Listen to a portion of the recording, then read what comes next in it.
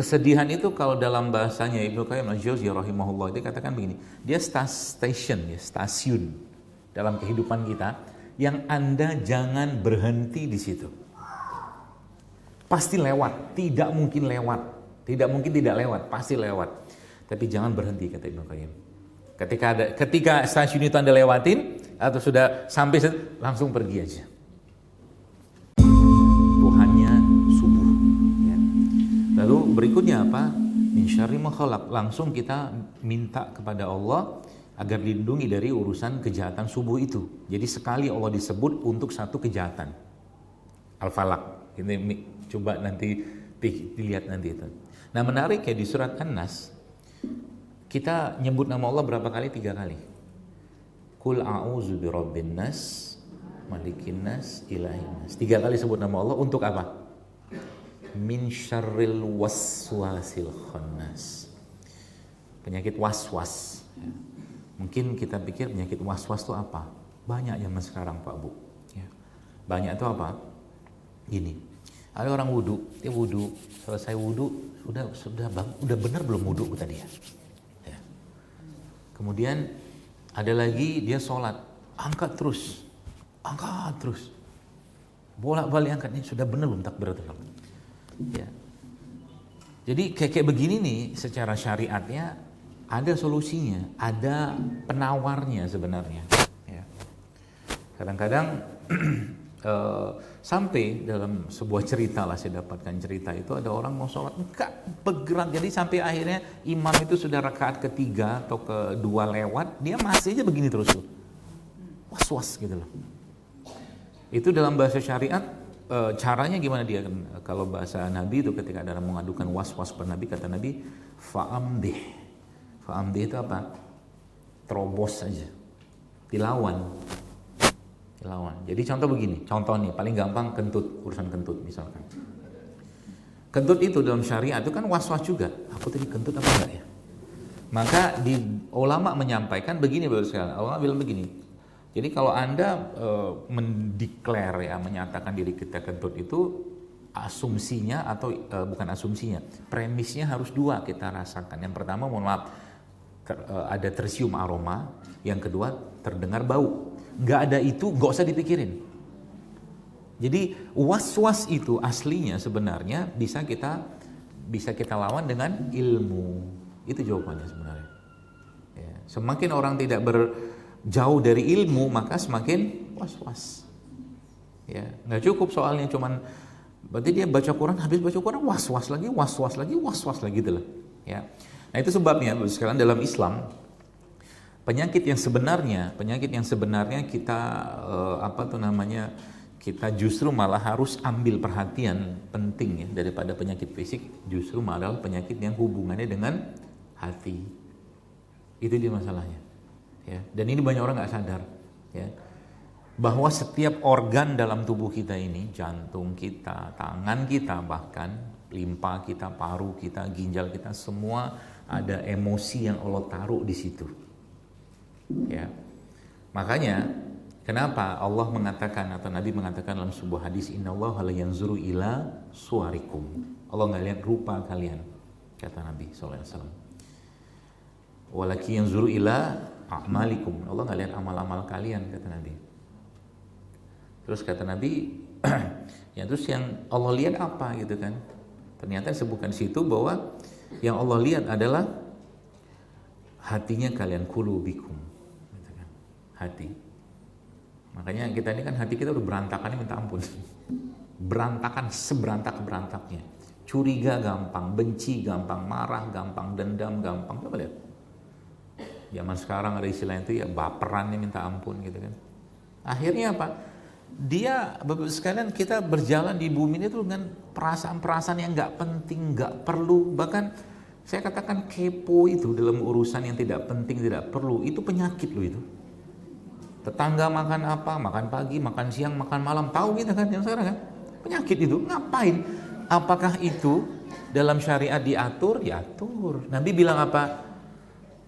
Salah satu tanda keimanan seseorang adalah dia meninggalkan hal yang tidak bermanfaat. Meninggalkan hal yang tidak bermanfaat itu juga salah satunya apa? Salah satunya adalah meninggalkan hal-hal yang bukan atau tidak menjadi urusannya dia. Gitu loh. Kalau bukan urusan dia, nggak usah dilihat, nggak usah didengar. Gitu loh. Baru tenang hidupnya. Zaman dulu coba lihat, nggak ada penyakit-penyakit kayak sekarang. Ya, nggak ada handphone, nggak ada sosmed, nggak tahu kita urusan orang apa. Kita sibuk urusan diri. Bukan kita tidak perlu dengan orang, justru malah kita sangat peduli. Ya, di kampung saya dulu itu subhanallah kalau sudah meninggal gitu kan, maka biasanya salah satu kebiasaannya itulah membawa beras. Ya kan? Sekarang nggak kayak begitu. Kayak gitu. Jadi akhirnya satu sisi ada peradaban yang semakin maju, tapi yang semakin tergerus justru malah adalah hatinya kita. Ya, kalau Anda lihat angka-angka penyakit, misalkan ada kanker lah, autoimun, itu semua adalah latar belakang. Kenapa diabetes sekarang luar biasa besar angkanya? Itu semua adalah latar belakang yang sifatnya dengan, kalau kita kembali ke konsep dalam Islam, maka kembalinya ke kolbu atau hati tadi. Itu aja. Ya, makanya Nabi memberikan semacam protokolnya lah ya. Contoh mungkin, sedih boleh nggak? Boleh. Urusan apa sedih? Dosa, mikirin kiamat, nanti nasib kita gimana kan gitu, sedih. Ya. Tapi kalau sedih sudah masuk ke level yang justru malah tidak bagus, ya, maka kata Ibnu Qayyim al-Jauziyah dalam buku Madarijus Shalikin, itu buku bagus juga, nanti coba baca. Buku itu 2 jilid, satu jilidnya sekitar 500-an halaman. Buku itu cuma ngebahas satu ayat dari Quran, Iyyaka na'budu wa iyyaka nasta'in, dalam 2 jilid hampir 1000 halaman. Saya kadang-kadang mikir ini orang pintar kayak apa zaman dulu itu. Iyyaka na'budu wa iyyaka nasta'in itu diterjemahkan dalam buku itu dalam hampir 1000 atau 1200 halaman. Masya Allah, pinternya kayak apa. Kenapa orang zaman dulu pintar? Banyak ceritanya. Ya. Nah, itu dia bilang begini, kesedihan itu yang Nabi SAW berlindung dengannya, kan sudah kita dengar ayat apa doanya, Allahumma inni a'udzubika minal hammi wal hazan wal jubni wal bukhl, ya, seterusnya lah. Itu subhanallah Bapak sekalian, kesedihan itu kalau dalam bahasanya Ibnu Qayyim al-Jauziyah rahimahullah, dia katakan begini, dia stasiun dalam kehidupan kita yang Anda jangan berhenti di situ. Pasti lewat, tidak mungkin lewat, tidak mungkin tidak lewat, pasti lewat. Tapi jangan berhenti, kata Ibnu Qayyim. Ketika stasiun itu Anda lewatin atau sudah sampai, langsung pergi aja. Supaya apa? Karena kesedihan itu efeknya panjang buat keimanan kalau dia bukan pada porsi yang tepat. Itu. Makanya Anda lihat dalam Islam itu ya, nanti kita belajar sedikit, mudah-mudahan cukup waktunya. Bagaimana caranya kita, ya, untuk judulnya kan memperbaiki kesehatan. Kalau kita belajar dari Al-Quran, ya, maka lihat karakter kita ini apa dulu yang Allah sebutkan dalam Al-Quran. Contoh, innal insana zoluman jahula, kata Allah, bahwa sesungguhnya manusia itu zolim dan jahil, bodoh. Berarti itu penyakit kan? Zolim tuh penyakit, zolim, ya. Jahil penyakit juga. Maka obatnya apa? Obatnya lawannya dia. Sekarang saya tanya, lawan zolim apa? Jangan sebut tidak zolim.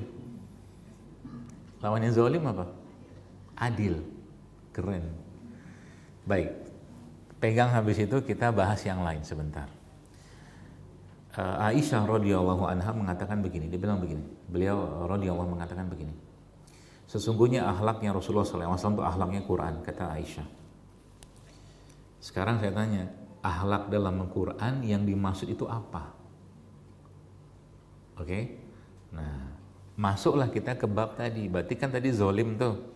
Maka ternyata ada seorang ulama di Maroko, dia membuat buku judulnya Akal dan Iman, sehingga saya buku itu judulnya, dia bilang begini, ternyata Al-Quran itu kalau dibongkar, ya, akhlak-akhlak yang disebutkan khusus dalam Al-Quran itu apa, maka ternyata yang paling besar, yang paling jumlahnya itu ternyata adalah adil.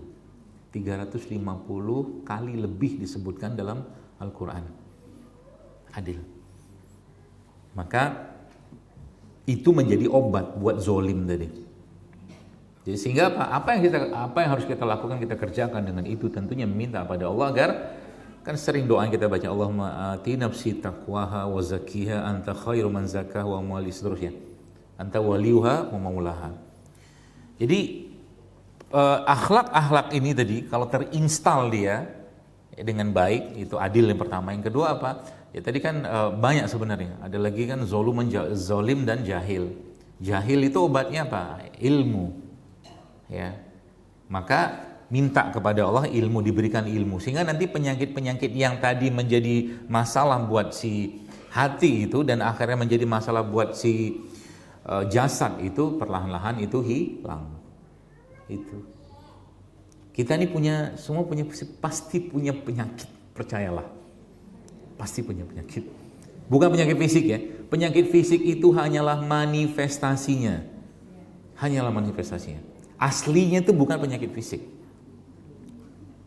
Ya, contoh ya, orang yang kena hipertensi, kita mikirnya angka aja kan. Hipertensi, apalagi hipertensi zaman sekarang 120-an itu seingat saya, atau 129 something itu sudah masuk prahipertensi kalau nggak salah. Nanti coba dilihat lagi. Standar itu sudah sangat-sangat kecil gitu loh. Apa sangat-sangat pendek dan sempit gitu loh. Zaman dulu orang 120-30 atau 120-30 anteng-anteng aja di hidupnya. Gara-gara angka ini yang terjadi apa? Gara-gara angka ini kita semua ditumpahkan pada angka. Ya, inilah peradabannya angka. Begini ceritanya ya. Biar kita ngerti makna barokah itu apa. Aisyah itu pernah disebutkan dalam sebuah riwayat waktu Rasulullah wafat ya, beliau meninggalkan satu kantung makanan. Pesannya Nabi SAW kepada Aisyah radhiyallahu anha, kata Nabi, kalau kau makan nanti jangan lihat dalamnya, ambil saja. Ambillah kan, tak habis-habis. Mulailah otak logikanya, otak matematikanya jalan. Kenapa nggak habis-habis? Apa yang terjadi? Dibuka tuh kantong makanan itu, seminggu kemudian habislah itu. Itu. Ya, sama juga dengan waktu kisahnya perang Khandaq, waktu zaman Nabi katakan kepada Jabir dan istrinya, pokoknya sebelum aku datang jangan kau buka itu panci itu. Kalau ngambil nasi dan kambing itu ambil aja, nggak usah kau lihat. Kan nggak habis-habis, 1000 orang cuma satu kambing. Itu loh. Itu yang ada barokah itu yang kadang-kadang hilang di kehidupan sekarang. Ya. Kenapa bisa hilang? Karena curiganya lebih besar daripada baik sangkanya kita dengan Allah Subhanahu wa taala. Hujan. Coba, apa fungsi hujan dalam Islam? Saya pengen tahu. Apa fungsi hujan yang disebutkan Allah dalam surat Al-Anfal? Ayo, apa?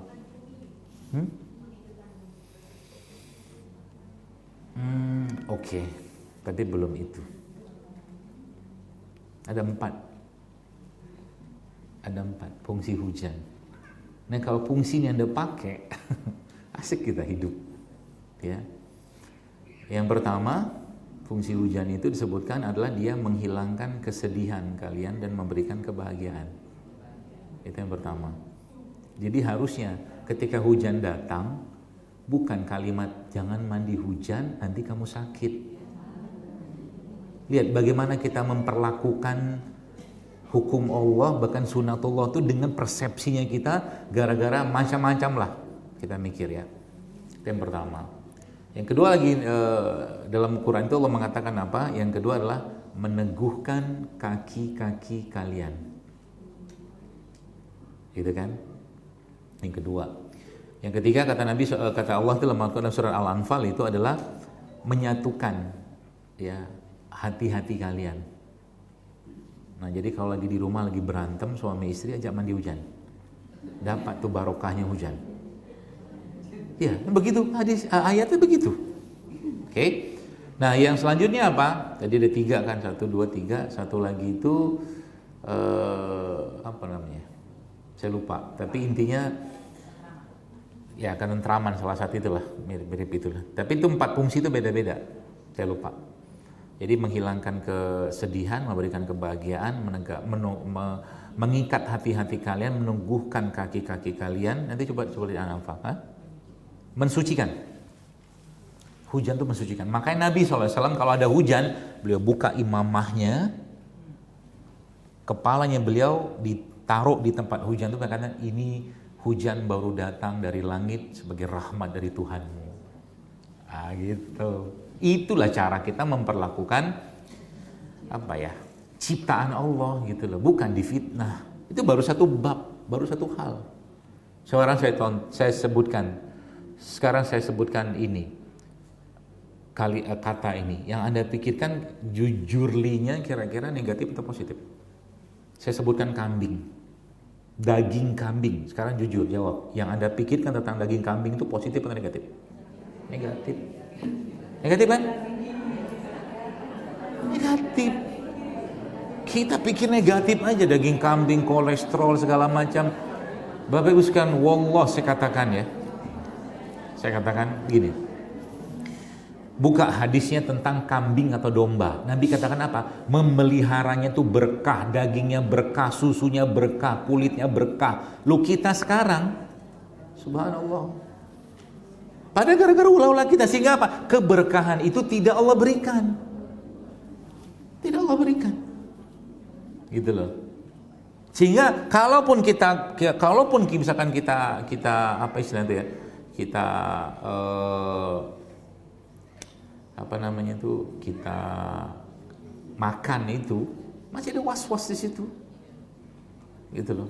Nabinya suka kambing, contoh kayak begitu ya. Macam-macam tuh, baru satu gitu kan. Terus Nabi bilang jadi barokah. Kalau ada kata-kata barokah, ada keberkahan di situ, maka pasti banyak keistimewaan di situ yang Allah tanamkan dalam satu hal itu. Contoh kata Nabi dalam sebuah hadis, mukmin itu hidupnya seperti pohon ini, kata Nabi. Semuanya bermanfaat, kata Rasulullah SAW. Terus ada yang bertanya, ada sahabat yang tahu ini kira-kira apa nih maksudnya. Ya, pohon apa tuh? Mereka cuman karena adabnya pada Nabi, mereka nggak mau jawab. Tahukah kalian pohon apa itu, kata Nabi? Pohon kurma, kata Nabi. Maka seluruh pohon kurma itu daunnya, batangnya, buahnya, semuanya bermanfaat sebagaimana ilustrasi Nabi seperti kehidupannya seorang mukmin. Gitu, berkah di situ. Gitu loh. Maka mengandalin ini aja sebenarnya subhanallah banyak yang kita bisa lakukan. Makanya bicara kita tidak beranjak dari bagaimana syariat bagian Al-Qur'an membahas tentang itu. Kita belum beranjak dari situ. Ya, tapi beranjaknya kita, bergerak kita ketika ada data dulu. Ini kandungannya apa? Kan berhadapan angka jadinya kan. Manfaatnya apa? Padahal Quran sudah bilang. Gitu loh. Jadi kita ini seperti perlu apa ya, nge-refresh lagi otak dan iman dan akal kita ini untuk diletakkan pada porsinya gitu loh. Jangan semua tuh dipikir pakai angka. Ya, tidak bisa. Contoh nih, ada seorang bapak-bapak, saya diceritakan juga kisah nih. Minum kopi, sekian tahun minum kopi, sudah anteng aja dia minum kopi, subhanallah. Baik, benar masalah minum kopi. Tiba-tiba tes alergi. Habis tes alergi ketahuan hasilnya justru dia alergi kopi. Sejak itu dia tidak bisa lagi minum kopi. Kan bikin susah hidup kayak begini.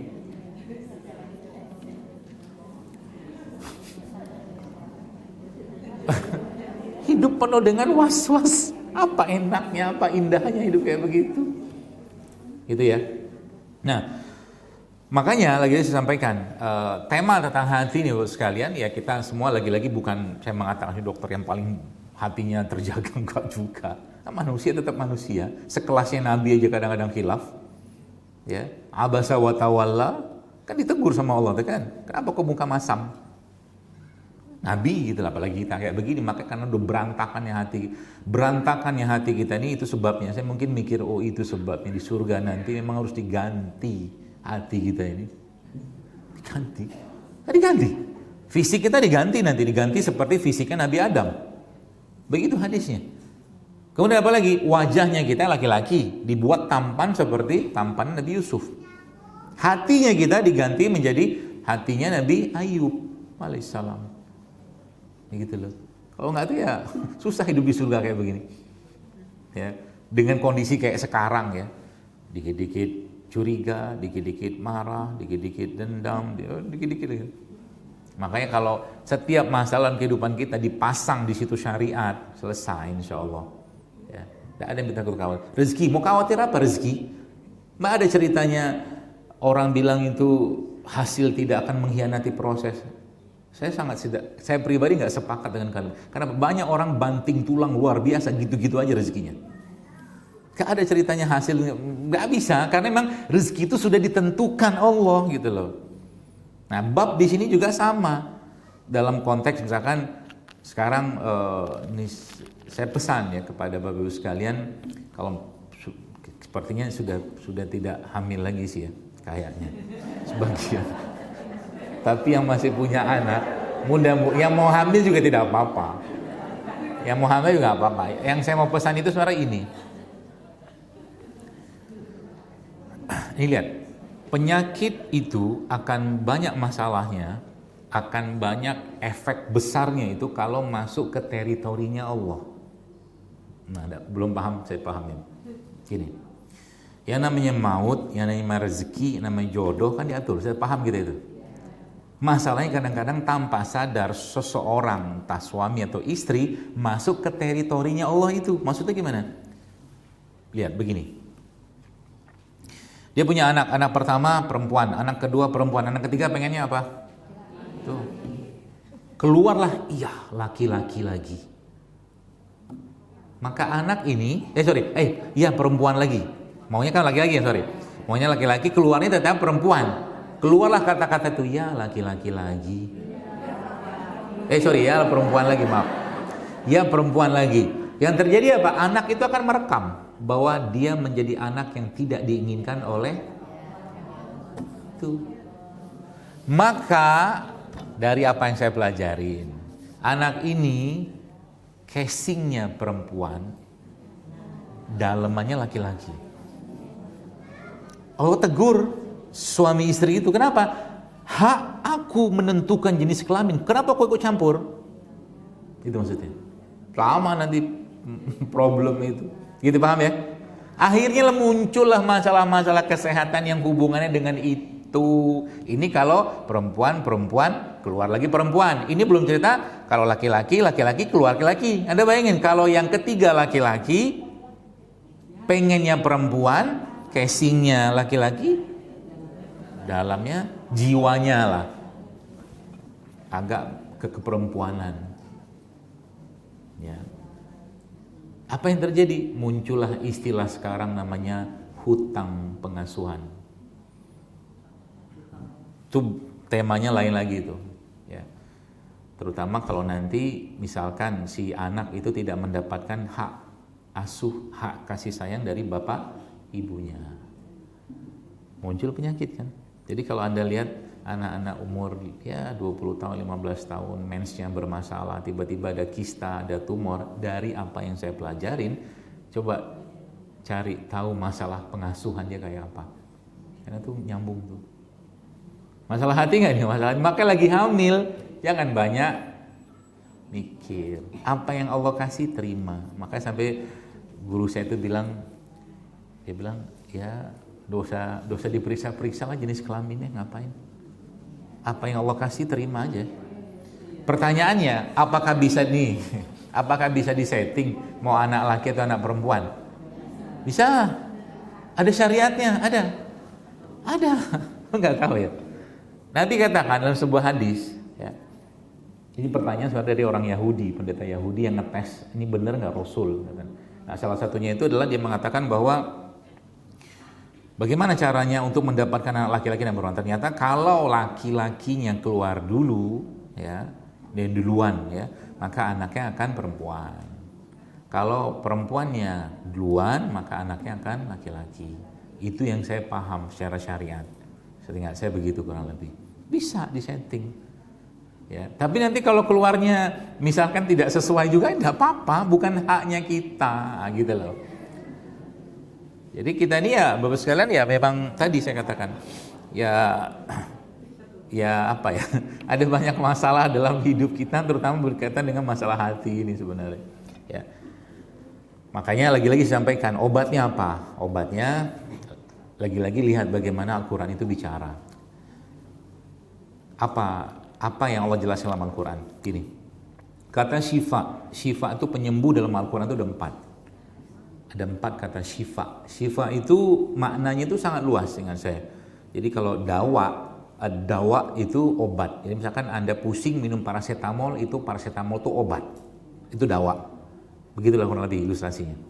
Nah, kata syifa itu maknanya dia sangat luas. Artinya dia tidak mesti sesuatu yang sifatnya obat, penyembuh bahasa gitu lah. Maka dalam Al-Quran 4 kata syifa itu, ya 4 kata syifa itu diwakili 3-nya, 1, 2, 3-nya oleh apa? Oleh Al-Quran.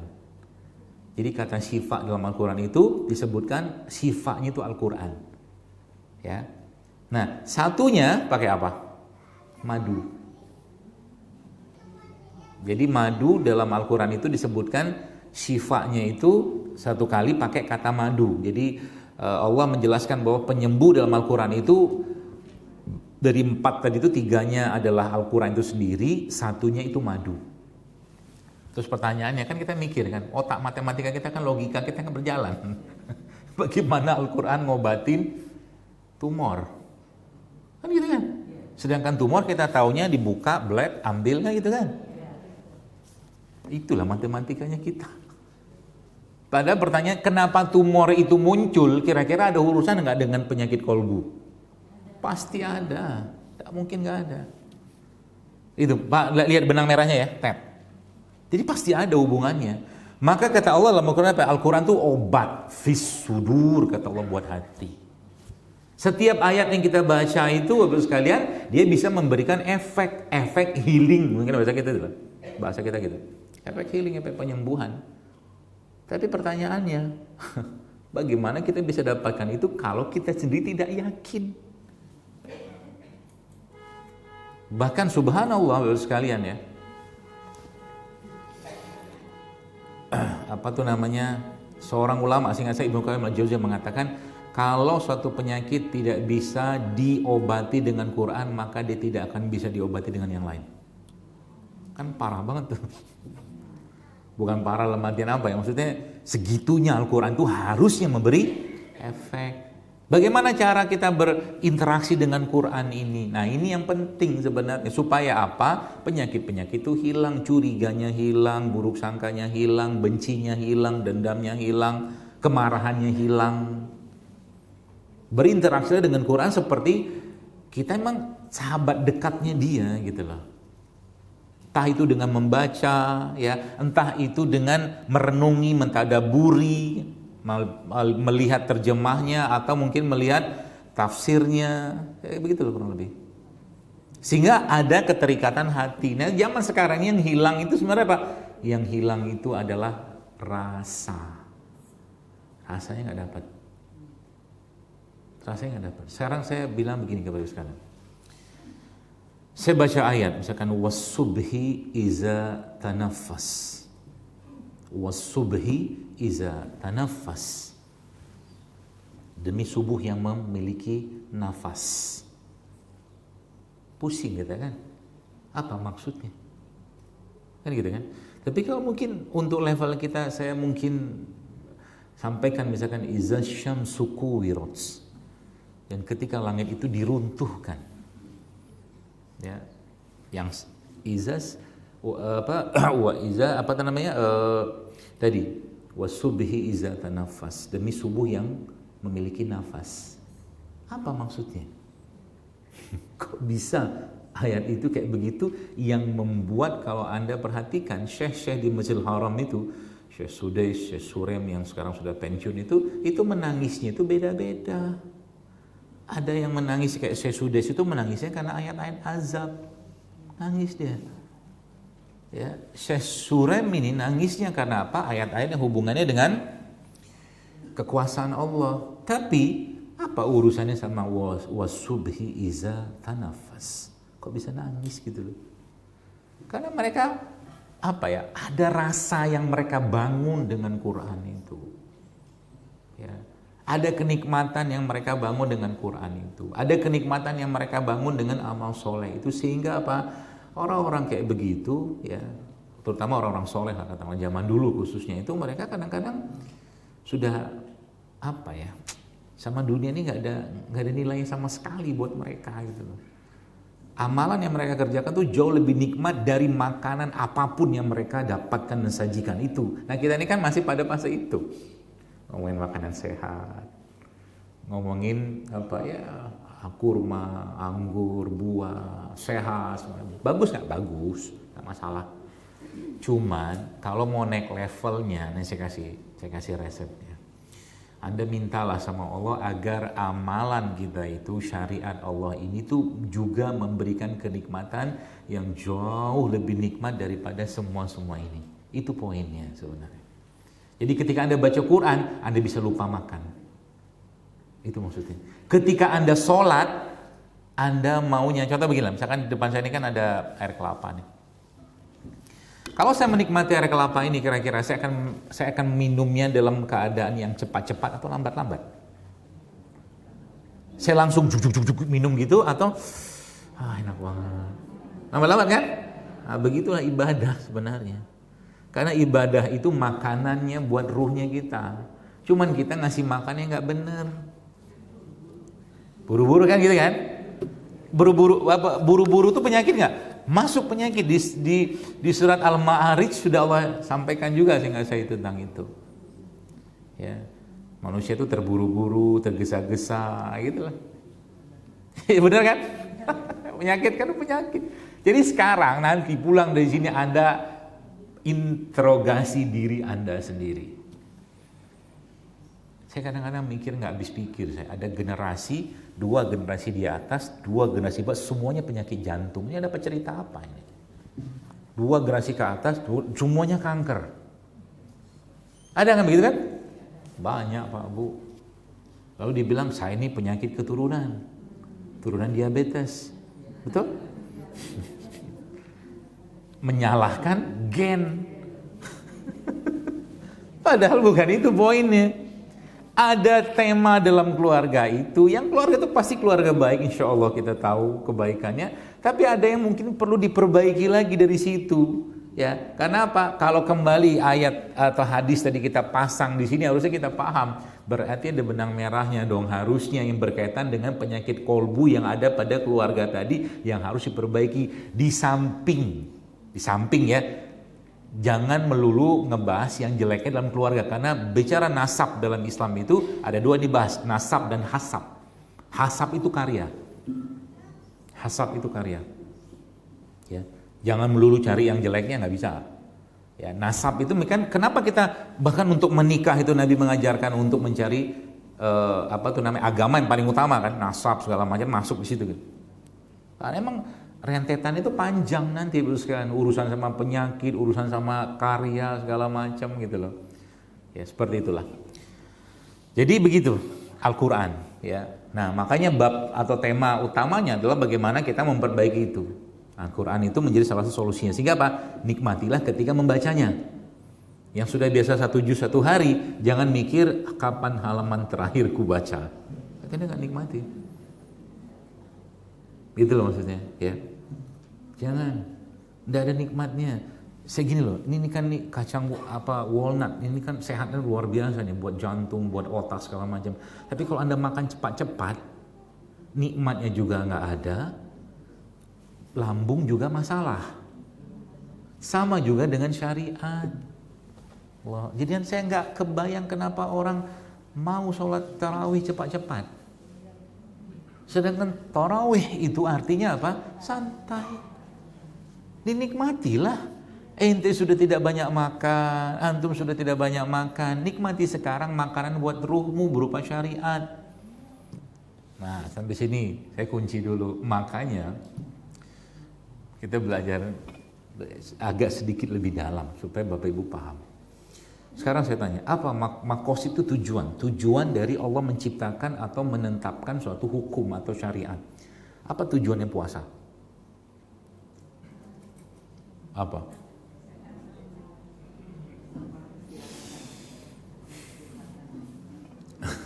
Apa tujuan puasa?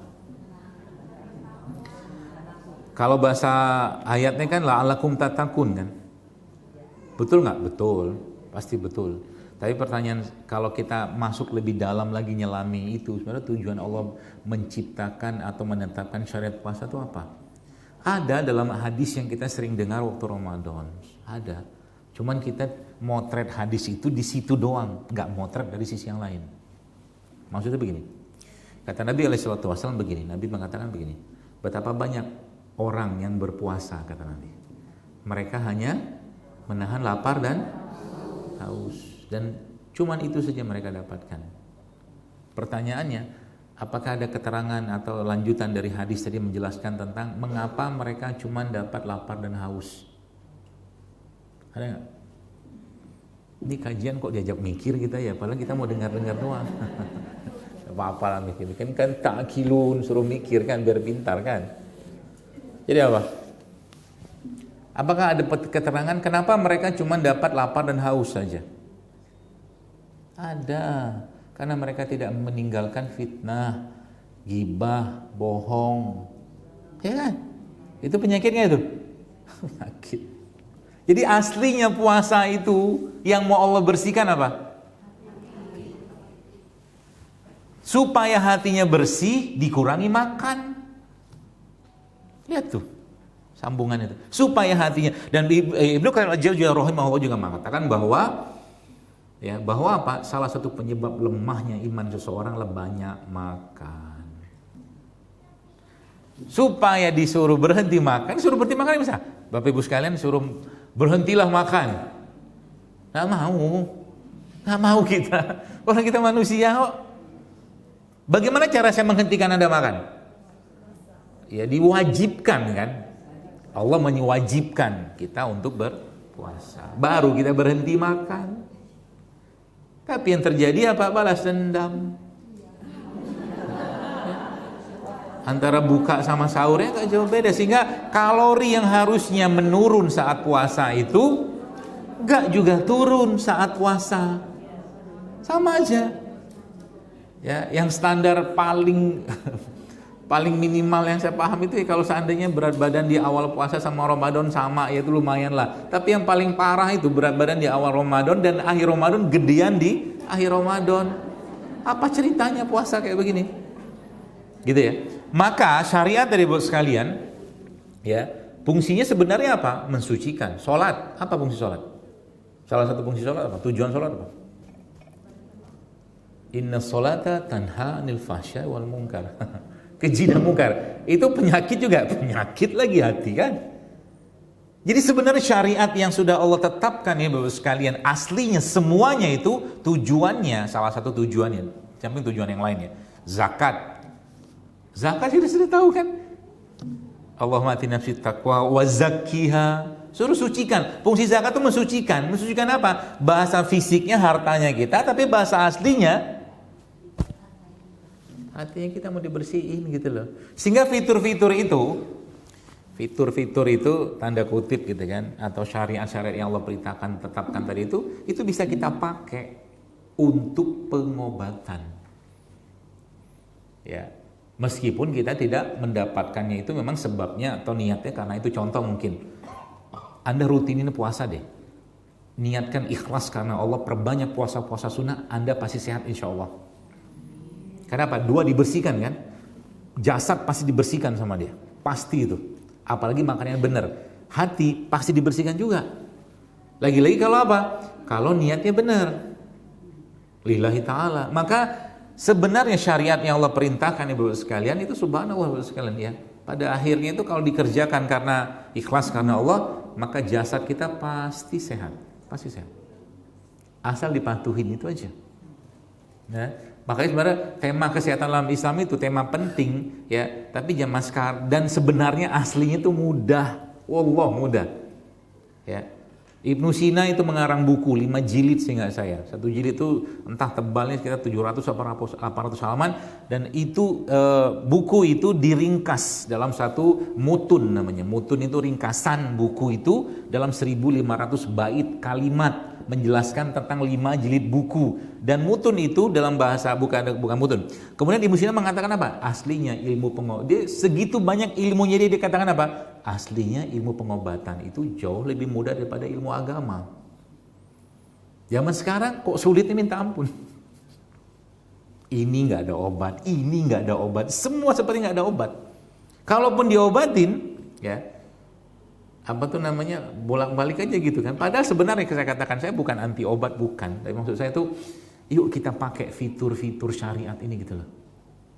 Contoh mungkin, kata Nabi SAW apa? Obatilah penyakitmu dengan sedekah. Kata Nabi lagi apa? Sholat malam itu, sholat tahajud itu mengusir penyakit, kata Nabi. Terus apa lagi kata Nabi SAW? Kata Nabi dalam sebuah hadis yang lain, kata Nabi, kesembuhan, asyifa, kata Nabi. Asyifa fi salasat. Ya, kata Nabi itu kesembuhan itu ada 3. Yang pertama syarbatil asal, minum madu. Syarbatil asal. Belum aja kita minum, kita sudah curiga, ini benar nggak madu asli? Sekian tahun dia mikir kecurigaan, akhirnya 1 sendok madu pun tidak pernah masuk dalam mulutnya. Alhamdulillah. Gitu loh ya. Penyakit orang zaman sekarang kayak begitu kebanyakan ya. Mudah-mudahan Allah jauhkan kita lah. Ya. Asyifa fi salasat.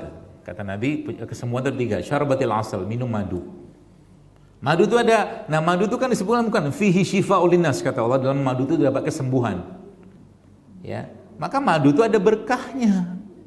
Ada keberkahan dalam madu yang Allah titipkan di situ dari lebah-lebah itu yang merupakan makhluk-makhluk yang Allah Azza wa Jal wahyukan. Keren kan? Lebah itu kan makhluk yang Allah wahyukan. Kami wahyukan, kata Allah, kepada lebah-lebah itu.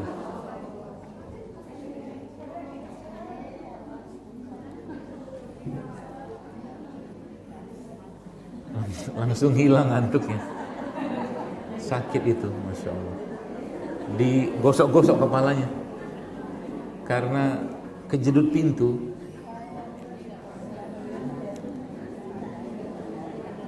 Baik.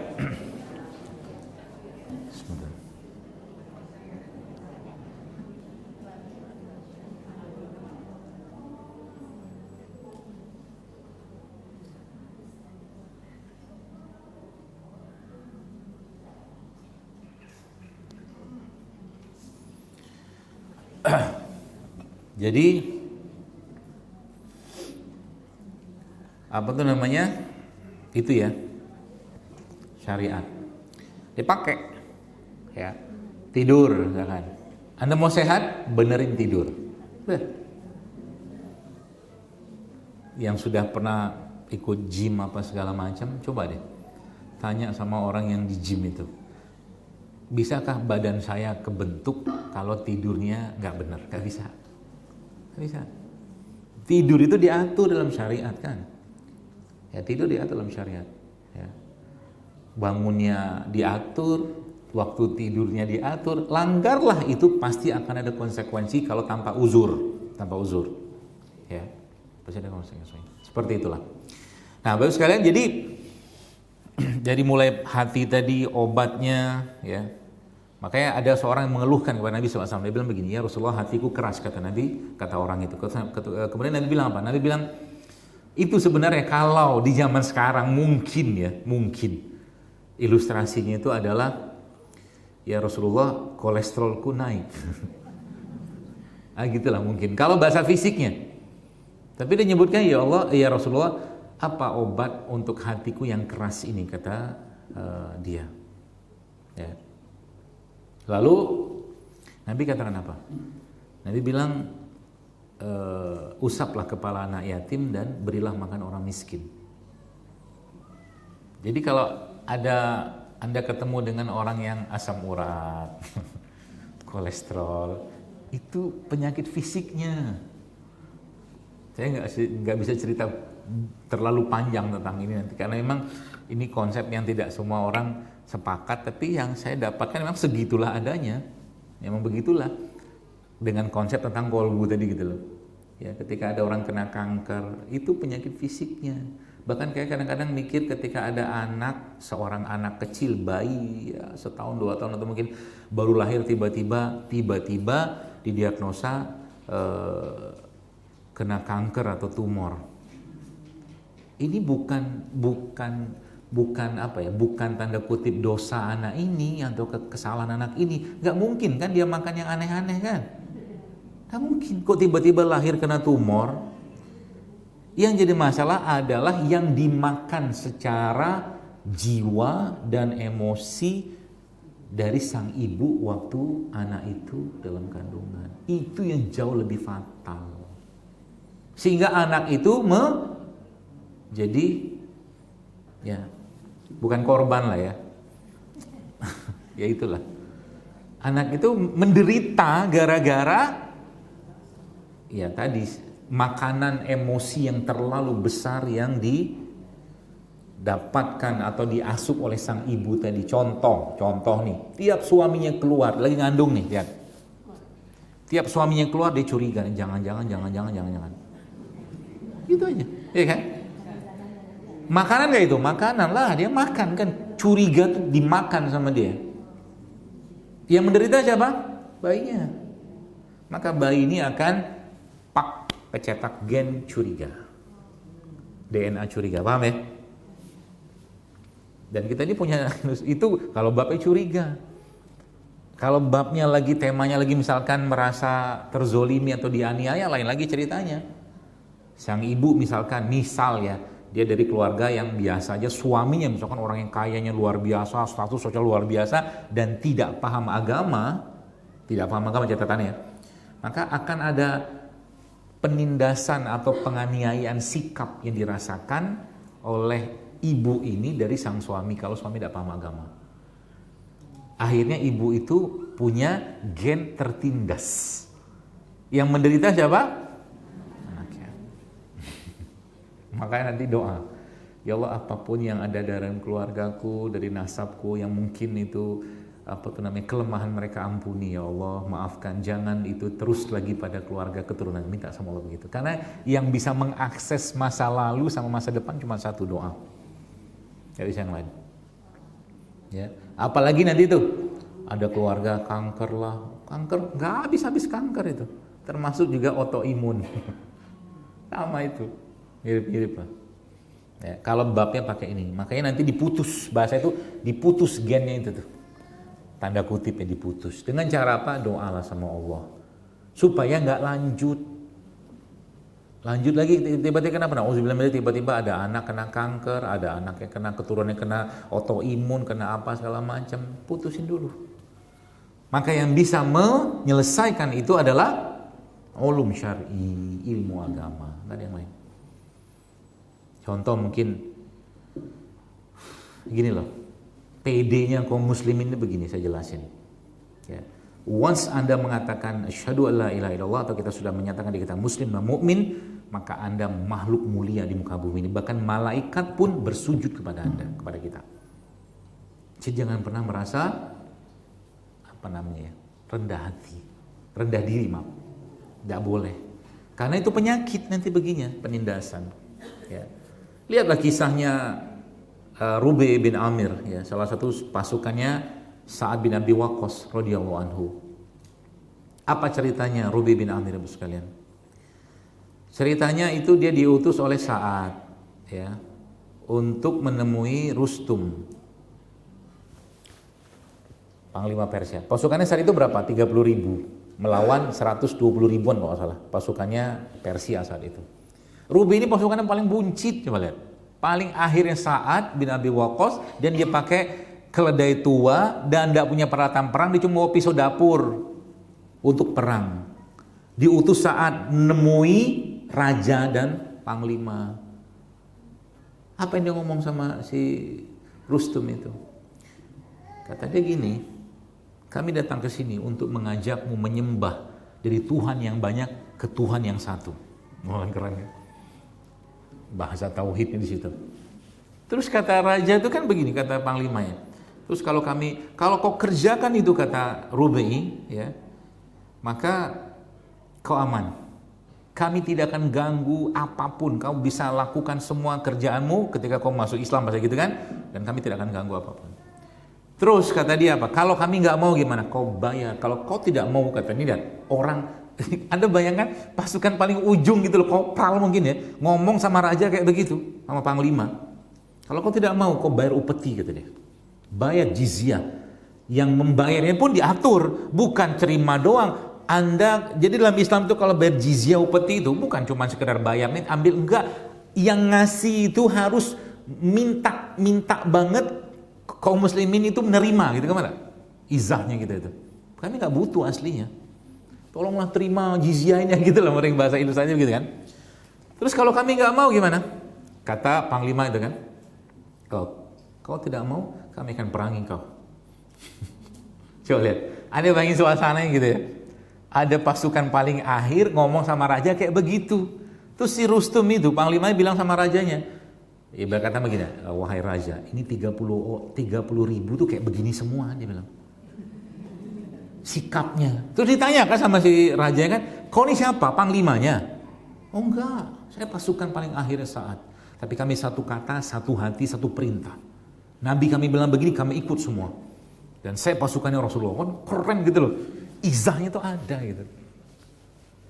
Ya, itu maksudnya. Supaya apa? Supaya tidak sakit jasad. Ya. Pedelah ya dengan diri kita. Baik. Gitu ya. Nah, itu mungkin mudah-mudahan dapat poin di situ. Ya, poin pertama itu adalah makanan ruhnya, makanan jiwanya. Ya, makanan jiwanya itu beda lagi pembahasannya. Ya, maksudnya kita itu bersekalian apa ya? Subhanallah, setiap kita ini kita punya makanan jiwa masing-masing. Ya, contoh ada orang yang makanan jiwanya itu lebih senang dia menyendiri, tidak apa-apa, pergi aja sendiri. Ada orang yang justru kumpul temannya, ada. Ada orang yang makanan jiwanya itu apa? Masak. Dia kalau udah masak happy banget. Tensinya turun, asam uratnya turun, semua turun. Padahal dia nggak makan. Bagi-bagi nama orang kan? Gitu loh misalkan. Apalagi misalkan berkebun. Nah, karena makan jiwa atau pergi ngopi mungkin atau mancing kalau yang bapak-bapak, itu makanan jiwa itu jangan jangan disepelekan. Ya. Berarti kalau dokter makanan jiwanya apa? Enggak, kalau saya makanan jiwa saya apa? Nanti dosa lah saya sebut. Malu saya. Makanan jiwa saya ini makanan saya. Makanya saya datang ke sini tuh ya senang aja. Ya, kenapa senang? Karena saya kita niat memakmurkan masjid Allah kan. Macam-macam lah, bertemu dengan saudara muslim itu kan pahala. Jadi kalau kita sudah punya makanan-makanan kayak begitu tuh akhirnya kita, bahasanya itu kalau tidak melakukan suatu kebaikan suatu hari itu kayak nyesel kita gitu loh. Contoh kayak kemarin saya ada posting apa itu. Itu memang kemarin terjadi tuh. Panas minta ampun, subhanallah kan sekarang panasnya spektakuler. Masya Allah, jangan dicaci-caci. Panas lah, Masya Allah. Hadza min fadli Rabbi, dari Allah semua gitu kan. Saya mikir ini apa nih resepnya gitu kan. Akhirnya ketemulah kemarin yang saya minta sama panitia itu kan. Karena saya ngerti ada apa tuh namanya pandan apa? Lidah buaya. Jadi lidah buaya itu buat sekalian air tebu kan. Air tebu itu sumber gulanya. Ya. Kemudian saya bilang minta lidah buaya gitu kan. Lidah buaya itu fungsinya apa? Fungsinya tuh nyerap bukan nyerap, dia nyimpen air. Ya, lidah buaya tuh. Mana? Ini kali ya. Nah, ini nih. Nanti kita buat. Pakai apa ya? Gini lah. Jadi akhirnya nih. Jadi otak saya mikir gitu kan, ini mendinginkan, ini badannya kayak apa ceritanya gitu kan. Akhirnya muncullah ide itu. Saya ambil air tebu nih kan sebagai sumber manisnya. Kayak gini gitu. Terus saya masukin air kelapa. udah habis. Udah pindahin air kelapa, lalu kasih lidah buaya, gimana ya?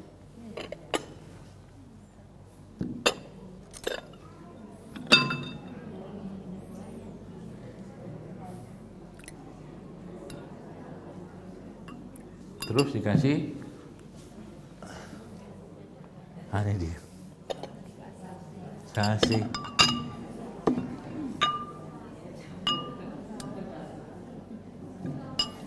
terus dikasih rumput laut. Enggak lah, bukan es campur, kan gak ada esnya, campur doang gitu. Minumlah saya, hilanglah panas itu. Ini minuman asik ya, maksudnya nggak pakai, biasa kan sudah dengerin saya sudah tahu lah, biasanya saya menyarankan itu coba berhenti makan gula pasir gitu kan. Tapi ada tapinya, minuman-minuman kayak begini atau makanan kayak begini buat sekalian, sebenarnya dia bukan cuman sekedar hilang hausnya doang. Ini manfaatnya banyaknya minta ampun ini. Lidah buaya itu anti diabetes. Ya, rumput laut ada 80 jenis mineral di situ. Selasih juga seratnya tinggi. Air kelapa sumber protein, asam amino, vitamin, mineral. Air tebu nih, masya Allah. Jadi ini bukan sekedar minuman sebenarnya. Anda minum kayak begini tentunya dengan tidak berlebihan ya, insya Allah. Pencernaan juga lancar, jantung sehat, otak sehat, komplit. Bukan cuma sekedar buang panas doang. Ya, apalagi kayak begini kan keinginan kita untuk makan atau minum es itu kan tinggi banget. Jangan diturutin itu, minum aja, ya, jangan minum es, ya, gitu. Baik, lalu makanan jiwa tadi ya, makanan jiwa atau makanan ruh tadi, ya, bos sekalian. Jadi itu tadi bentuk apa? Macam-macam, ya. Saya katakan mengeksploring sesuatu itu bagus, ya. Jadi kalau saya punya teman itu makanan jiwanya apa? Mancing, habis dapat balikin lagi sama dia. Senang aja mancing gitu kan.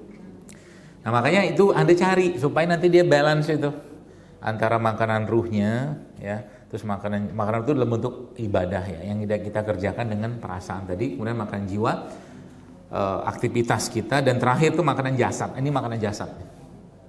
Makanan jasad ini tidak akan bisa berperan dan bermanfaat sesuai dengan aslinya kalau apa?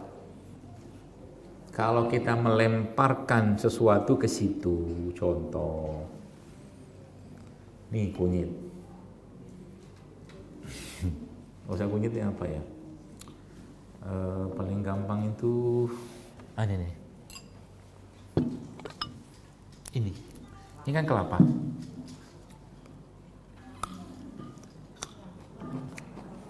Apa yang Anda pikirkan kalau saya makan kelapa nih?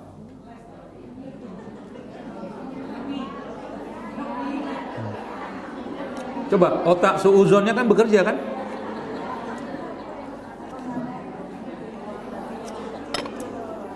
Cacing,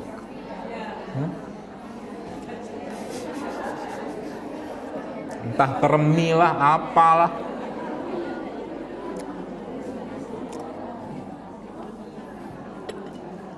Akhirnya yang terjadi apa? Ya tergantung dari bagaimana Anda mempersepsikan dan memasukkan toksin emosi dari sini. Contoh ini kan sebenarnya kelapa ini Anda jadiin camilan tiap hari, jantung Anda insya Allah akan sehat. Apa? Sepanjang Anda tidak bersuuzon sama dia. Suuzon apa ya? Jadi ketika orang makan begini, yang makan gitu ya, sebenarnya bukan ini yang dia makan. Kalau pakai bahasa yang dia makan suuzonnya. Sehingga yang terjadi apa? Bereaksilah badannya dengan suuzon tadi ketika masuk. Jadi ini bukan lagi jadi makanan fisik yang bagus, jadi makanan apa ya? Makanan jasad yang penuh toksik emosi gitu loh. Gitu loh. gitu. Padahal kelapa nih subhanallah, bahkan saya pernah sering saya sampaikan kelapa tuh bahkan ada komunitasnya gitu di Facebook atau mana gitu, saya lupa gitu, makan kelapa kayak begini. BAB lancar, jantung sehat, otak sehat, lemaknya bagus. Kita belum apa-apa sudah mikir macam-macam gitu maksudnya. Sama juga dengan kunyit. Bahkan yang luar biasa itu zaman-zaman sekarang ini kan mungkin saking luar biasanya otak kita itu ya, dengan sesuatu yang harus pakai dosis. Ada orang tanya sama saya, dok, kira-kira minum air kelapa tuh dosisnya berapa? Lu pikir obat? Itu kan udah kelewatan menurut saya. Kalau apalagi gini, ini kalau saya lihat nih, saya minum kunyit nanti muncul efek ke ginjal nggak? Gitu kan? Betul nggak? Mana yang edisi lama? Ibu-ibu yang edisi lama. Edisi lama itu maksudnya sudah lama hidup di dunia. Saya tanya ke ibu, ya edisi lama. Mohon maaf, bahasa saya aja. Pertanyaan saya begini. Anda pernah dengar orang keracunan minum kunyit? Oke, pernah keracunan minum jahe? Pernah dengar? Lalu kenapa kita curiga luar biasa sama ini? Anda nggak makan pun tiap hari pun bumbu kita ada ini. Anda tanya berapa banyak atau ada yang tanya berapa dosisnya minum kunyit. Padahal nyemplungin ke dalam gulai, pindang, soto. Nggak Anda lihat-lihat, cemplung aja. Akhirnya makanan itu menjadi makanan penuh cinta, penuh kasih sayang, dan penuh baik sangka. Ketika dimasukin ke dalam air langsung mikir. Akhirnya apa? Tidak dapat manfaat karena lebih banyak makanan curiganya diminum daripada ininya. Paham ya? Gak ada ceritanya. Sepanjang ini nih, ya, sepanjang ini kita konsumsi dalam keadaan yang normal, dalam keadaan yang baik, tidak berlebihan. Mana ada ceritanya kita bermasalah. Terus ada yang tanya lagi, saya posting di Instagram saya, air tebu. Dok, bukannya kita harus mengurangi gula? Ntar dulu. Gula mana yang dimaksud? Tidak sama Anda minum 2 sebulan, mungkin tidak sama Anda tiap hari minum air tebu 5 sendok makan, nasibnya ke badan kita dengan tiap hari makan 5 sendok makan gula pasir. Tidak sama nasibnya. Paham ya?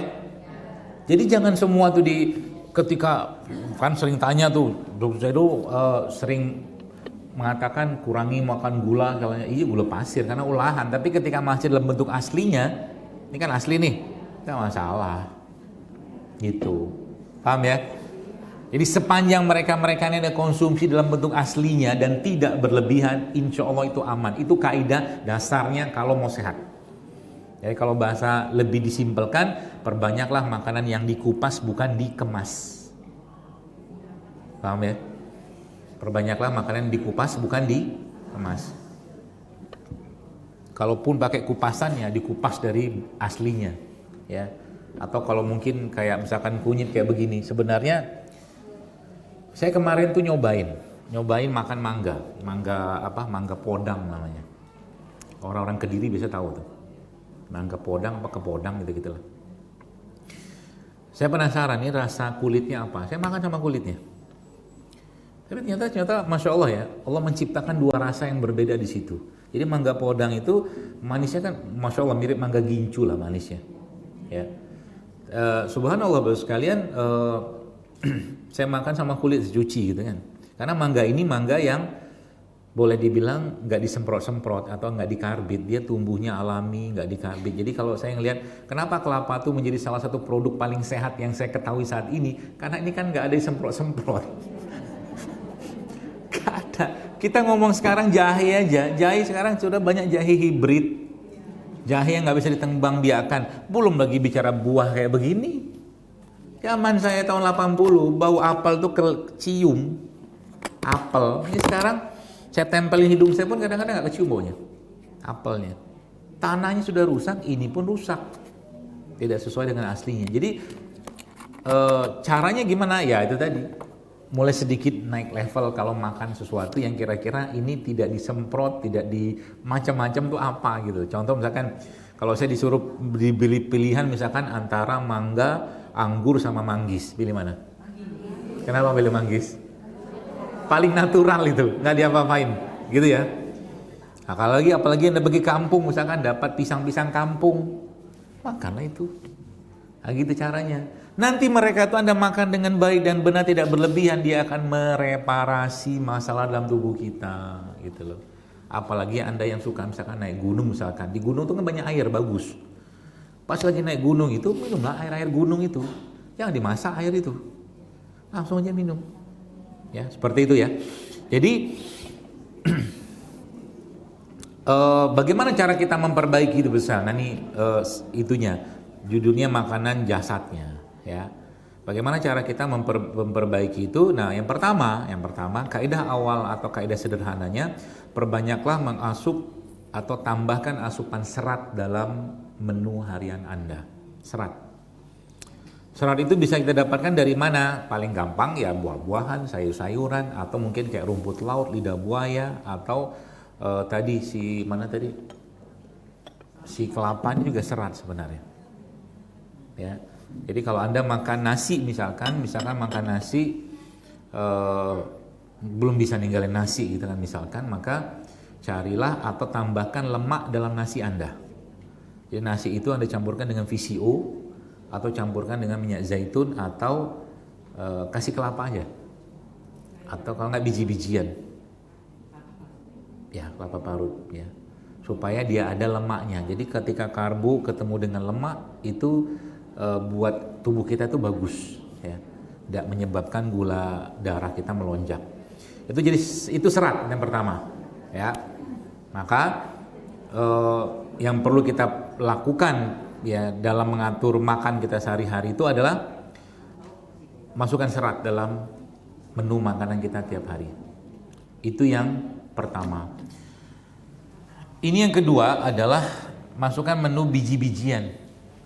Ya, biji-bijian macam-macam, atau mungkin biji nuts and seed gitu kan, kayak biji-bijian itu kacang-kacangan ya, kita kacang almond atau walnut, hazelnut, tergantung anggaran lah mana yang cocok anggarannya gitu kan, karena kalau yang kacang-kacang ini kan lumayan harganya, dan sebenarnya ada yang versi yang kita bisa dapatkan dengan mudah juga ya, seperti edamame itu lumayan tuh ya, seperti itulah, sesuaikan saja ya, biji-bijian nih, kacang-kacangan masuk dalam daftar menu.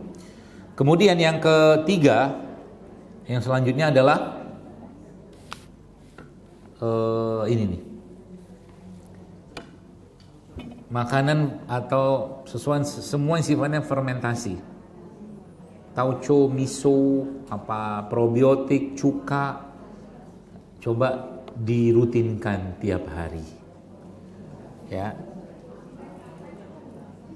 Kemudian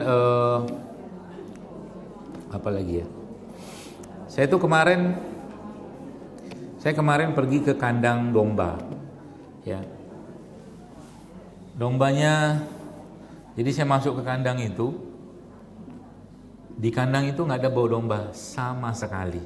Bau dombanya nggak ada. Dia punya ada sekitar 160-an masih baru research ya. Menariknya apa?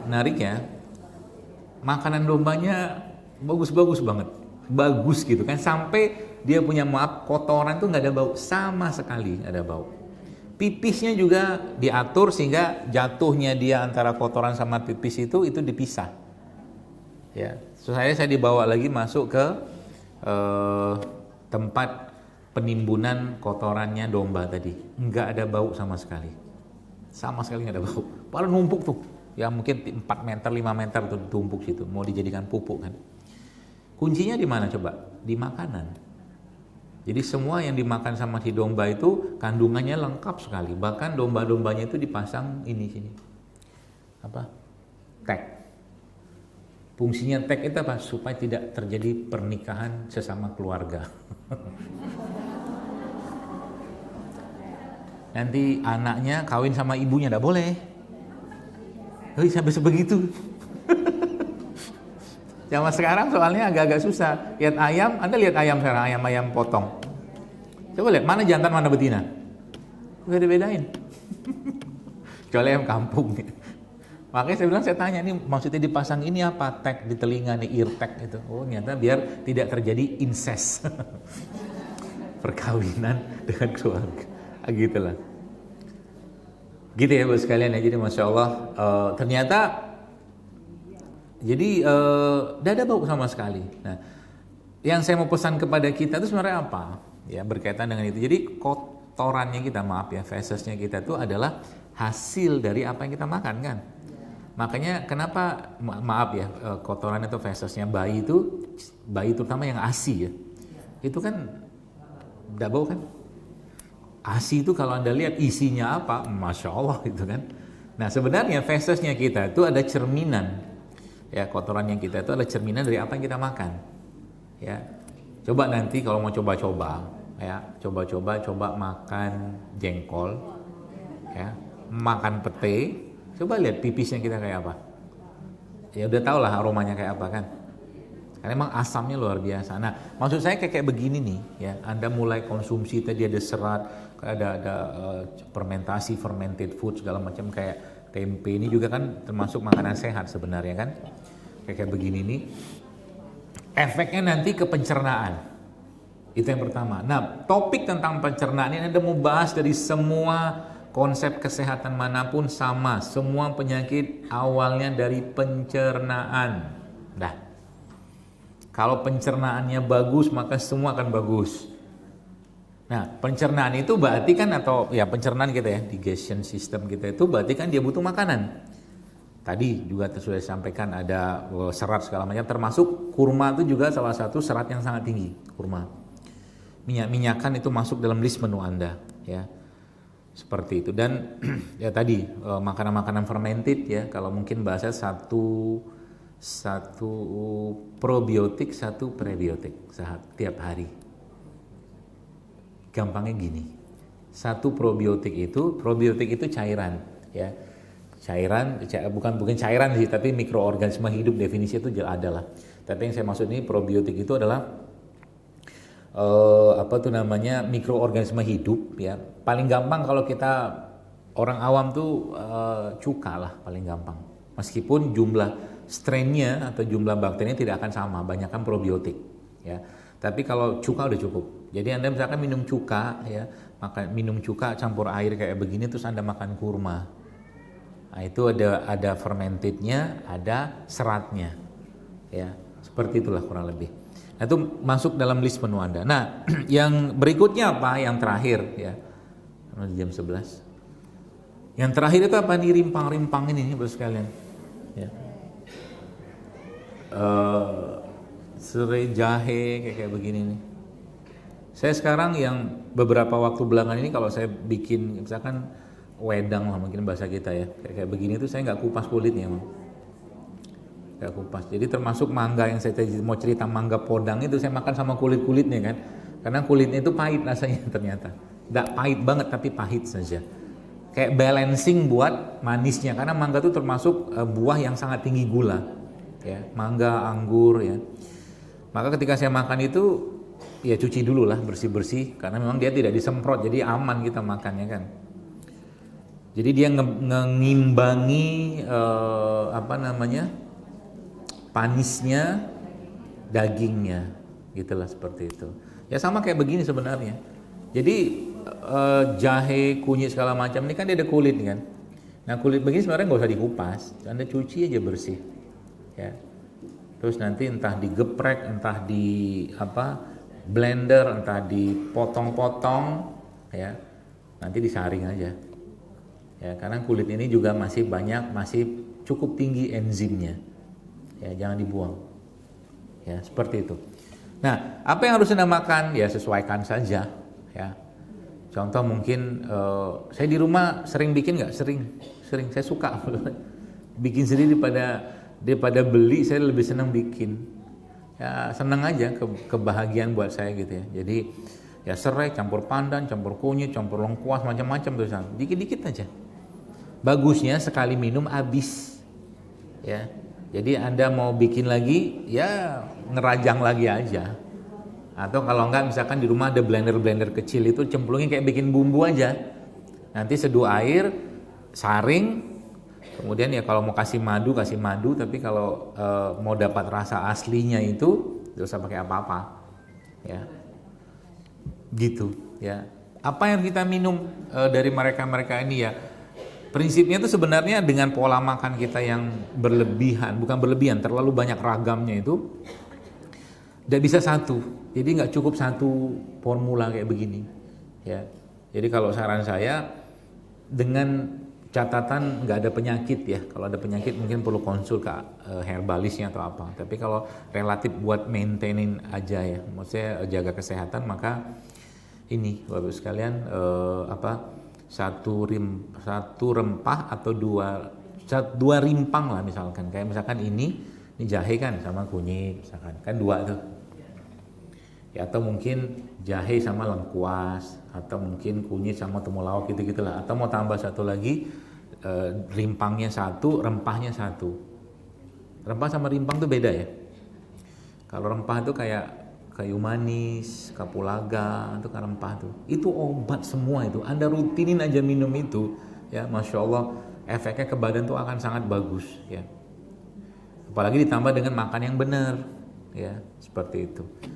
Jadi mudah sebenarnya, ya, termasuk ini, ya, garam-garam non refinasi ya, terserah mau pakai garam apa ya, pokoknya non refinasi. Sekarang udah banyak, yang lokal pun ada banyak.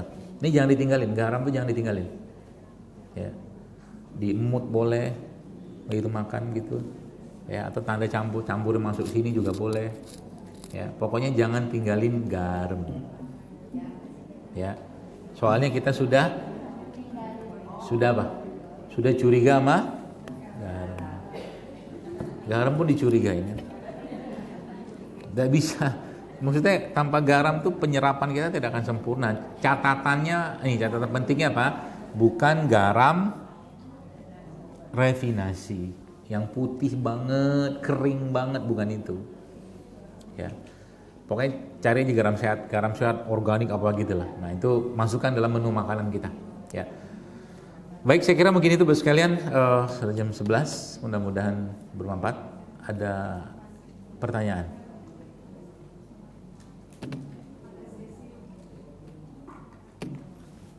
Ada sesi pertanyaan.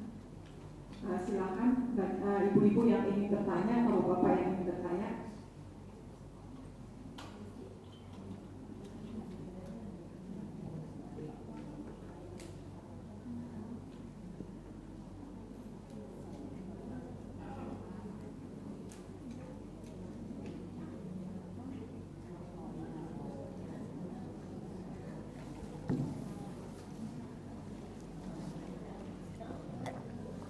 Assalamualaikum warahmatullahi wabarakatuh. Pak Ustadz, saya mau nanya, adik saya itu kan punya penyakit, udah cek ke dokter, dia punya penyakit, katanya jantungnya lemah, asam lambung, sama satu lagi ada 3 penyakit lah gitu. Tapi dia itu kalau misalnya nggak ada beban pikiran, nggak kambuh gitu. Jadi kalau ada pikiran dikit aja, itu langsung dia muncul tuh dengan dirinya tuh keluar terus. Nah, itu yang harus dilakukan itu apa gitu? Yang harus dilakukan adik saya itu apa, harus terus berobat ke dokter terus, atau mungkin dengan baca Quran atau seperti apa gitu? Terima kasih. Assalamualaikum warahmatullahi wabarakatuh. Keluhannya muncul kalau mikir kan, ya nggak usah mikir lah, mau dipikirin apa?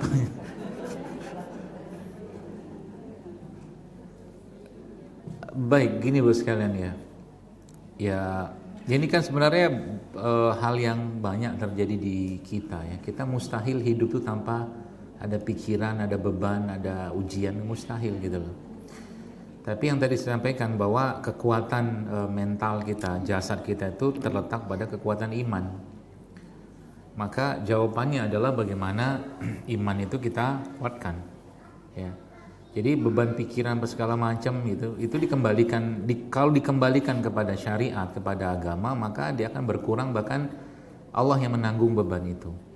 Ya, contoh mungkin begini, contoh nih, biar gampang mencernanya begini.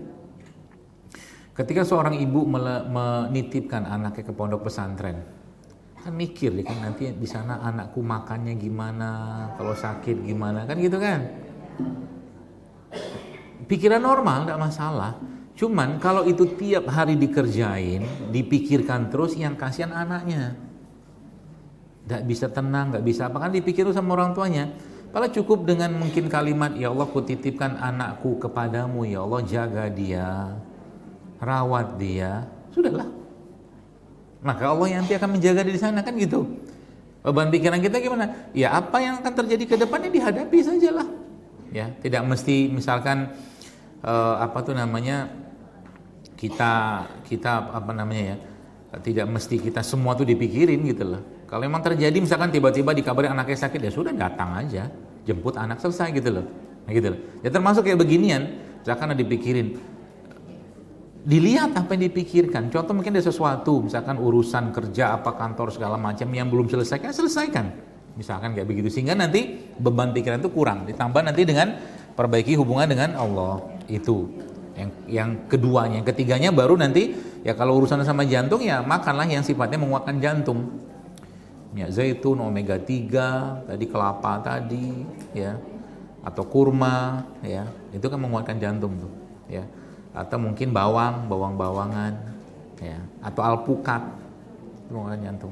Jadi poin terakhir tuh justru malah yang dimakan, tapi kalau dimakan secara fisik ya, tapi yang dimakan secara jiwa dan emosi tadi itu tidak dikendalikan, dia akan balik-balik lagi terus.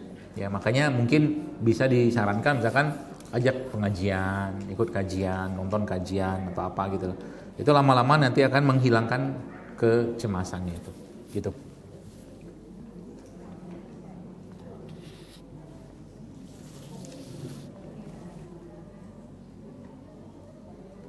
Bapak-bapak dan ibu-ibu ada pertanyaan lagi? Silakan ditanya.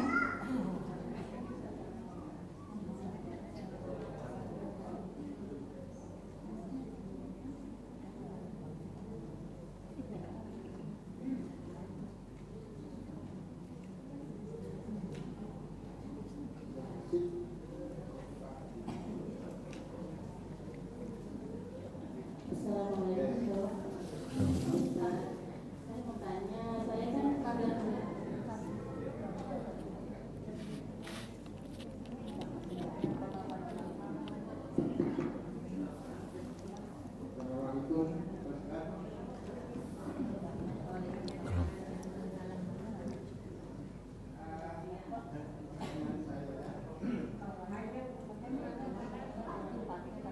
Pertanyaan saya adalah intinya untuk ingin membersihkan pembuluh darah dari gangguan seperti tangan itu akan ya keras gitu,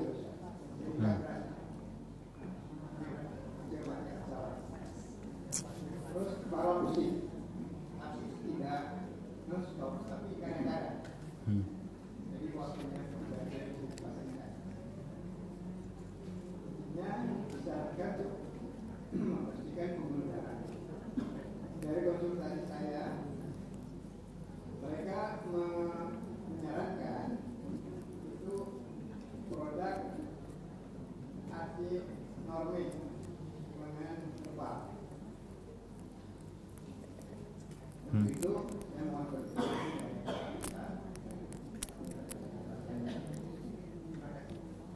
Yang ditanya apanya Pak? Produknya.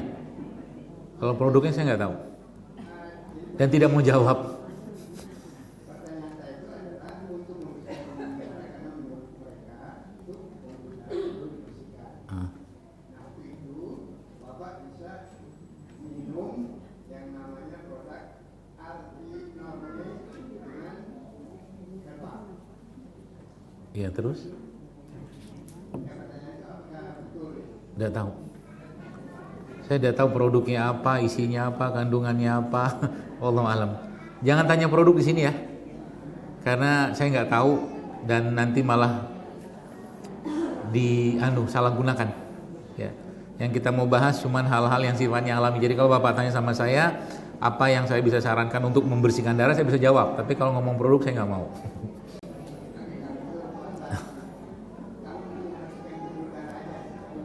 Banyak, semua jenis bawang-bawangan tuh bagus buat kalau pembuluh darah. Bawang-bawangan, bawang merah, bawang putih, ya, yang fermentasi juga bagus, ya. Itu. Kemudian habatus sauda juga bisa untuk membersihkan darah. Kunyit juga bisa. Kemudian buat lemaknya yang sehat, Bapak bisa pakai alpukat. Jadi alpukat Bapak makan aja tiap hari, itu buat lemak, buat bersihkan darah, menguatkan pembuluh darah juga bisa. Itu. Kemudian ya madu standar sama tadi mungkin beberapa ramuan yang pernah dulu sudah pernah saya share, itu isinya tuh bawang putih, jahe, cuka, madu. Itu pernah saya share cara bikinnya, ya. Jadi ada cuka, ada bawang putih, ada jahe, ada madu, ada 4. Itu buat pembersih darah bagus banget, ya. Itu aja pakai. Kalau produk saya wallahualam nggak tahu. Iya.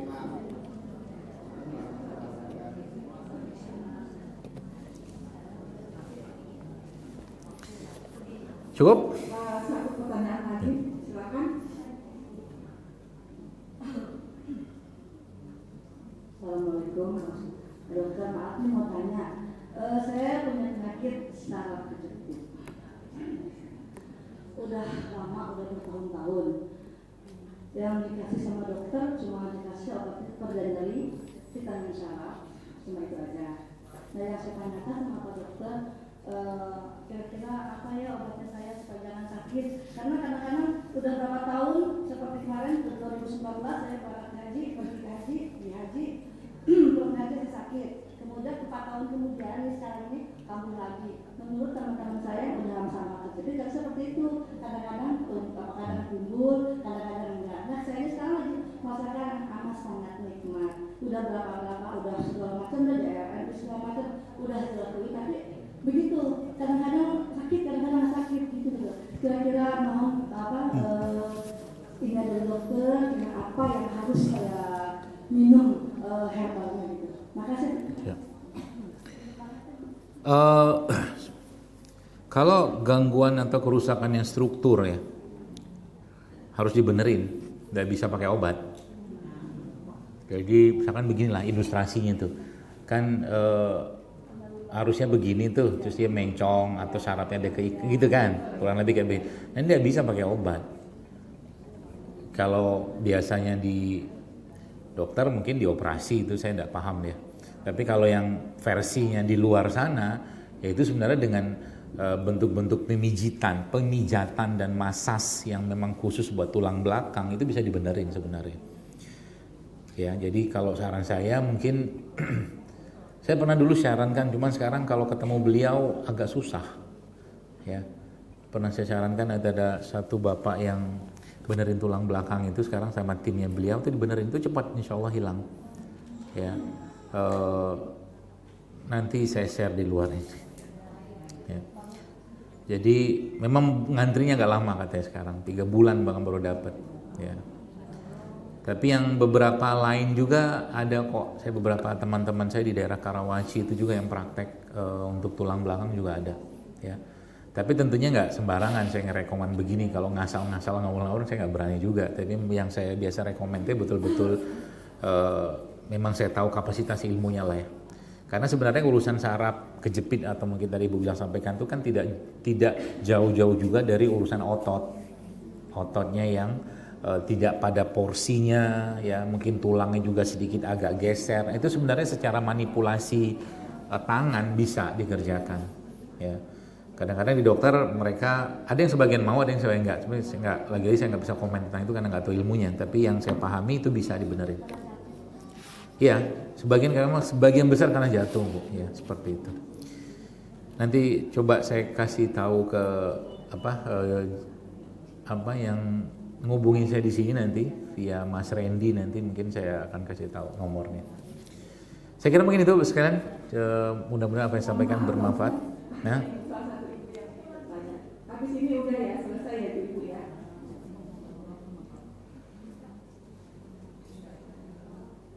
Satu lagi aja Ustaz.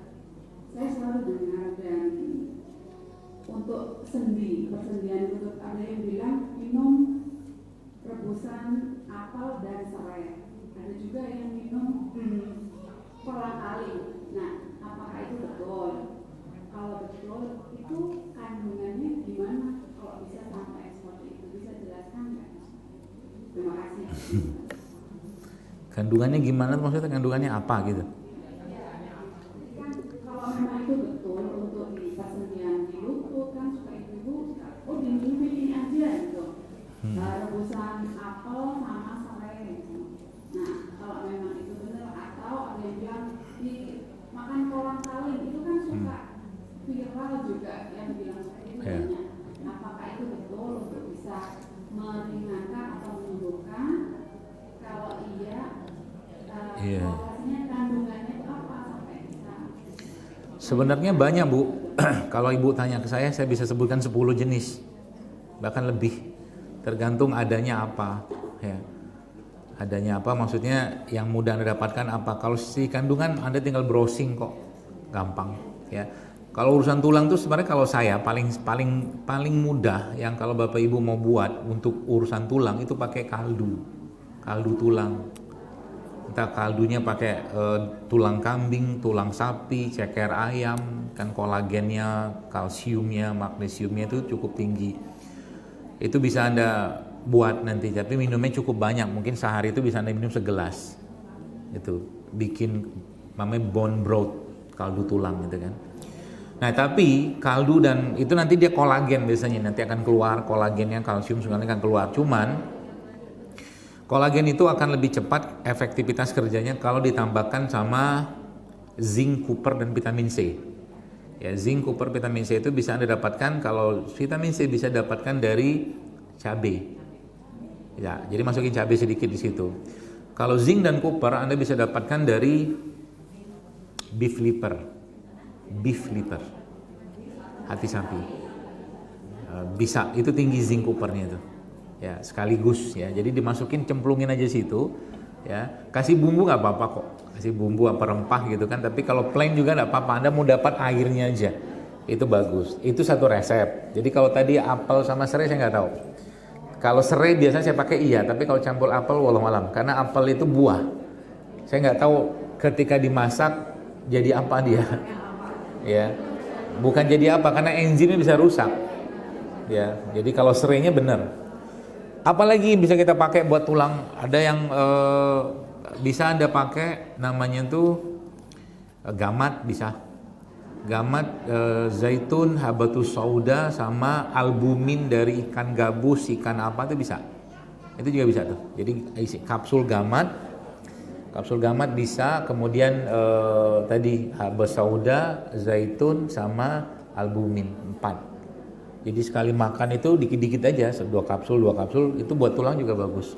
Itu kemarin ada yang pakai itu, kita coba pakai kebetulan di toko saya ada jual itu yang BSAI namanya, Bioserum Albumin Ikan Gabus. Ya, itu di JSR Store namanya, situ ada. Itu bisa pakai itu. Terus yang lain banyak. Tulang rawan ikan hiu juga bisa. Kapsul tulang rawan ikan hiu juga bisa. Banyak. Ibu adanya apa? Kunyit pun bisa, kunyit lengkuas serai juga bisa. Ya, ada pernah saya dapatkan ibu-ibu yang rutin minum kunyit sama lengkuas sama serai, nyeri tulangnya juga hilang. Ya, seperti itu. Yang paling penting apa? Tulang itu kan ada densitas, ada kekuatan. Maka kekuatan tulang itu berkurang kalau seandainya ada makanan yang melemahkan tulang, terutama makanan-makanan sifatnya asam. Standar lah, gula, tepung, minyak gitu-gitulah. Standar, makanan olahan. Sama beban hati, pikiran, dan beban kehidupan. Itu yang paling menggerus tulang gitu. Baik, saya kira mungkin cukup ya. Sekarang mudah-mudahan bermanfaat apa yang saya sampaikan. Segala kebaikan tentunya dari Allah Subhanahu wa taala, segala kekurangan dan salah saya pribadi saya akhiri dengan assalamualaikum warahmatullahi wabarakatuh.